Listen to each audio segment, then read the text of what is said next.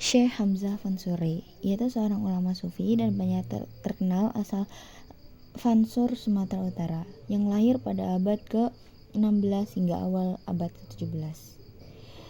Ia terkenal dengan karya-karyanya yang memadukan ajaran mistisisme Islam dengan bentuk puisi dan prosa Melayu.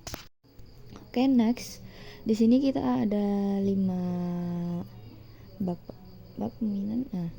Yang pertama ada latar belakangnya Syekh Hamzah Fansuri. Yang kedua ada ajaran dan pemikiran Syekh Hamzah Fansuri. Yang ketiga karya-karya sastranya Syekh Hamzah Fansuri. Yang keempat ada warisan dan pengaruh. Dan yang terakhir ada rute dakwah Syekh Hamzah Fansuri. Oke, kita ke latar belakang dulu. Oke, di sini ada latar belakang Syekh Hamzah Fansuri, yaitu ulama, sufi, dan penyair terkenal asal Fansur Baru, Sumatera Utara, yang lahir pada abad ke-16 hingga awal abad ke-17. Ia dikenal dengan pelopor tasawuf di dunia Melayu, terutama melalui ajaran Wahdatul Wujud, atau kesatuan wujud, yang dipengaruhi oleh pemikiran Ibnu Arabi. Ia belajar di berbagai pusat Islam seperti Aceh, Mekah, Baghdad, Persia, Gujarat, dan lain-lain. Hamzah Fansuri menggunakan karya sastra sebagai media dakwah dengan menghasilkan syair-syair dan kitab-kitab sofistik seperti Syair Perahu, Syair Burung Pingai, dan Asrar Al-Arifin. Karya-karyanya menggambarkan perjalanan spiritual menuju Tuhan dengan simbolisme yang kuat. Selain memperkaya khazanah sastra Melayu, ia juga membantu menyebarkan Islam dengan pendekatan yang harmonis terhadap budaya lokal. Lalu ke ajaran pemikiran Syekh Hamzah Fansuri. Syekh Hamzah Fansuri sangat dikenal dengan konsep Wahdatul Wujud, yang berarti kesatuan wujud atau kesatuan eksistensi. Dalam ajaran ini menyatakan bahwa segala sesuatu di alam semesta pada hakikatnya adalah manifestasi dari Tuhan. Ajaran ini menekankan bahwa hanya ada satu wujud yang sejati, yaitu Tuhan. Sementara semua yang ada di dunia hanyalah cerminan atau bayangan dari wujud Tuhan itu sendiri. Pandangan Hamzah Fansuri tentang Wahdatul Wujud ini terinspirasi oleh ajaran Ibnu Arabi, meski ia mengadaptasi ke dalam konteks budaya Melayu yang lebih mudah dipahami oleh masyarakat lokal. Pemikirannya tidak hanya berbicara tentang hubungan antara manusia dengan Tuhan, tapi juga menyentuh hakikat diri manusia, perjalanan spiritual, serta arti kehidupan.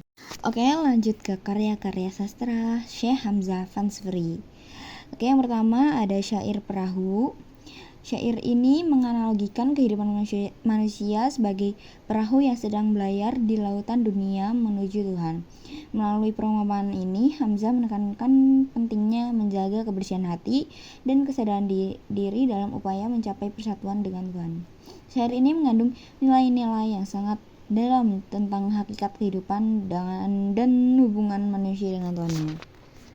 Oke, terus ke Syair Burung Pingai. Syair ini menggunakan metafora burung untuk menggambarkan jiwa manusia yang merindukan Tuhan. Burung pingai adalah lambang perjalanan spiritual manusia yang pada akhirnya ingin kembali kepada asalnya, yaitu Tuhan. Lalu yang terakhir ada Asrar Al-Arifin bi Bayani Ilm Al-Suluk wa Al-Tauhid. Karya ini berisi pembahasan mengenai ilmu tasawuf, jalan spiritual, suluk, dan konsep tauhid. Dalam karya ini, Hamzah Fansuri memberikan panduan untuk mencapai makrifat melalui penyucian diri dan pendekatan kepada Tuhan. Lalu kita ke warisan dan pengaruh. Meski pemikirannya sempat ditentang oleh sebagian ulama, ajaran Syekh Hamzah Fansuri tetap hidup dan diterima oleh kalangan sufi di Nusantara. Karya-karyanya banyak dipelajari oleh generasi penerus, termasuk oleh ulama dan penyair Melayu terkenal lainnya seperti Syekh Syamsuddin Pasai dan Syekh Abdul Rauf Singkal. Syekh Hamzah Fansuri juga dikenal sebagai seorang perintis pemikiran yang berani memperkenalkan konsep-konsep tasawuf yang mendalam dan filosofis ke dalam tradisi Islam di Nusantara. Pemikiran dan karya-karyanya tidak hanya mengaruhi tradisi tasawuf Melayu, tetapi juga menjadi inspirasi dalam perkembangan spiritualis Islam di kawasan ini. Lalu di sini ada rute dakwah Syekh Hamzah Fansuri. Itu pertama dari Fansur Baru Sumatera Barat Daya Indonesia. Ini merupakan pusat kehidupan awal dan pembelajaran dasar Syekh Hamzah Fansuri. Disinilah Hamzah Fansuri mulai belajar Islam dan mendapatkan pendidikan dasarnya. Kehidupan di Barus yang dipenuhi berbagai pengaruh budaya dan agama kemungkinan besar menjadi titik awalnya dalam mengeksplorasi pemikiran tasawuf dan filsafat. Lalu ia ke Aceh yang kemungkinan menggunakan jalur laut dengan menggunakan kapal atau perahu. Di Aceh, dia merupakan pusat pengajaran dan penyebaran dakwah tasawuf. Pada saat itu, Aceh menjadi pusat pendidikan Islam terbesar di Nusantara. Aceh merupakan kerajaan Islam yang kuat dikenal sebagai Serambi Mekah karena perannya dalam menyebarkan Islam di Asia Tenggara. Hamzah Fansuri berinteraksi dengan banyak ulama dan intelektual yang mendalami tasawuf dan filsafat Islam. Di Aceh pula ia mulai dikenal sebagai sufi besar dan penyair ulung. Dari Aceh ia lanjut ke Mekah, Madinah, Jazirah Arab yang memungkinkan menggunakan kendaraan jalur laut dan juga jalur darat. Jalur laut yang menggunakan perahu dan jalur darat menggunakan antara jalan kaki atau unta bisa jadi ya. Di Mekah dia menjalankan haji dan studi Islam klasik. Di Mekah dan Madinah ia mempelajari ilmu-ilmu Islam termasuk fikih, hadis, dan tafsir. Selain itu, Mekah dan Madinah saat itu merupakan pusat utama pembelajaran tasawuf yang memungkinkan Hamzah Fansuri mendalami ajaran sufi dari para ulama besar. Perjalanan di Mekah dan Madinah turut memperkenalkan pada pemikiran tasawuf wahdatul wujud yang akan menjadi dasar dari ajaran-ajarannya. Lalu ia ke Baghdad dan Persia, Iran, yang memungkinkan menggunakan jalur darat. Di Baghdad ia melakukan studi tasawuf dan pengaruh pemikiran Ibnu Arabi.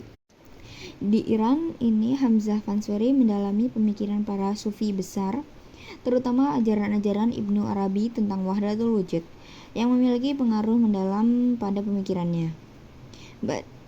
Baghdad dan Persia dikenal sebagai pusat tasawuf dan memiliki banyak ulama besar yang mendalami mistisisme Islam. Melalui perjalanan di wilayah ini, Hamzah Fansuri berkesempatan mempelajari karya-karya sufi seperti Fushus al-Hikam dan Futuhat al-Makkiyah, karya Ibnu Arabi yang sangat berpengaruh dalam ajaran tasawufnya. Lalu dari Iran ia lanjut ke Gujarat, India, yang memungkinkan menggunakan jalur laut. Di sana ia melakukan penyebaran dakwah tasawuf di kawasan Asia Selatan. Di Gujarat, Hamzah Fansuri berinteraksi dengan banyak sufi dan ulama setempat. Gujarat ini menjadi salah satu titik persinggahan penting di mana Hamzah Fansuri menyebarkan ajarannya kepada masyarakat setempat, khususnya pedagang Muslim yang datang dari berbagai wilayah. Lalu dari Gujarat, India, ia lanjut ke Malaka dan Johor, Semenanjung Malaya, yang memungkinkan menggunakan jalur laut. Di sana ia menyebarkan Islam di dunia Melayu. Malaka pada saat itu berada di bawah pengaruh Kesultanan Aceh dan menjadi wilayah strategis untuk menyebarkan Islam ke wilayah-wilayah lain di Nusantara. Ajaran-ajarannya yang bersifat mistik dan filosofis menarik banyak pengikut, termasuk para intelektual Melayu dan masyarakat awam. Di tempat ini, Hamzah Fansuri mulai menyusun syair-syair dan tulisan tasawuf yang kemudian menyebar luas di kalangan masyarakat Melayu. Dari Malaka dan Johor, ia langsung ke Pahang, Patani, Thailand Selatan, memungkinkan menggunakan jalur laut. Di sana ia melakukan dakwah Islam dan tasawuf di kawasan Melayu lainnya. Hamzah Fansuri kemungkinan besar singgah di wilayah ini untuk mengajarkan tasawuf dan mendakwahkan ajaran kepada masyarakat Melayu. Di Patani, ia juga bertemu dengan ulama setempat yang turut mendalami ajaran tasawuf. Wilayah ini kemudian menjadi salah satu pusat penyebaran pemikirannya di kalangan masyarakat Melayu di Asia Tenggara. Lalu ia langsung kembali ke Aceh, menyusun karya dan pengaruh dakwah di Kesultanan Aceh. Di Aceh, ia mulai menyusun berbagai karyanya dalam bentuk syair, risalah, dan kitab-kitab tasawuf yang menggabungkan ajaran Islam dengan pendekatan sastra Melayu. Melalui karya-karya ini, Hamzah Fansuri berhasil menyebarkan ajaran Wahdatul Wujud ke seluruh dunia Melayu. Ya, demikian adalah kisah jejak langkah Syekh Hamzah Fansuri. Berikut ini adalah rute dakwah yang melalui travel maps.